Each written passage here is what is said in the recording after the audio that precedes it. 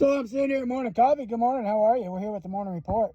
We're going to get through another one, and we're going to do it together. We're going to do it with wisdom, understanding, and lived experience. Lived experience.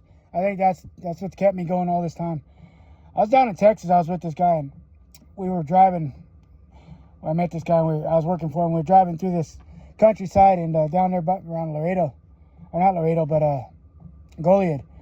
And there was a big pile of dirt out in the middle of the field. It was, freshly pushed up, and, you could tell a trackhoe pushed it up there or something. A dozer pushed it up there.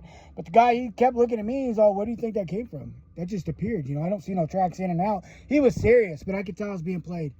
And I keep thinking back on that. Because if I would have went along with that, then I would have created a narrative of, 5 loaves and 3 fish fed, 5,000 people, which wasn't true. But I would have fed into a narrative of it just appeared. I seen it with my own eyes. Other than they were digging a pond back yonder and they needed some place to put the dirt. So you didn't see the actual tracks going in and out of the field because there wasn't any. It was from the one place in the field to up by the road. So they could, once they get it dug out, they could haul it out. Isn't that not the way that it would be logically sound mind thinking? But the guy was always trying to make me think things that weren't real, like, the moon landing. And he was always saying, but he was to mislead me. I was going through a hard time in my life where my mind was sporadic and they were trying to control it. So they were trying to lead me to places where, they could discredit me or maybe even get in on the manifestations I was manifesting.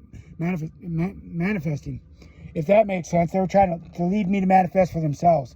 Here's what you got to remember. If a master manifester says that he's a master manifester, but yet he's still living a 9 to 5, worrying about paying his bills and eating food, you ain't manifesting nothing. You're a liar. You're a scammer. And that, just like the other dude that went around making sure all his disciples went and scraped up the day's food, if you can manifest, you wouldn't have had to, neither would they. So there's so much to that story that what woke me up and opened my mind and my eyes, that it's only real. That would have only been real if I would have believed it, and it still would have been not true. It still would have been not true. None of it would have been true, other than the fact that I believed that it just showed up, just like those dogs and those kids walking afterwards. You give it thought, everything lines up to control your mind to make you think something that isn't true. Now those kids just appeared because they were walking up after I got up, turned around, the dogs ran off. That's probably the reason why the dogs ran off.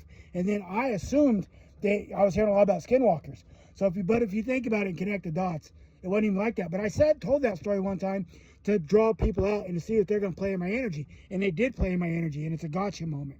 But with that being said, we got this. I'll see you out there. Toodles.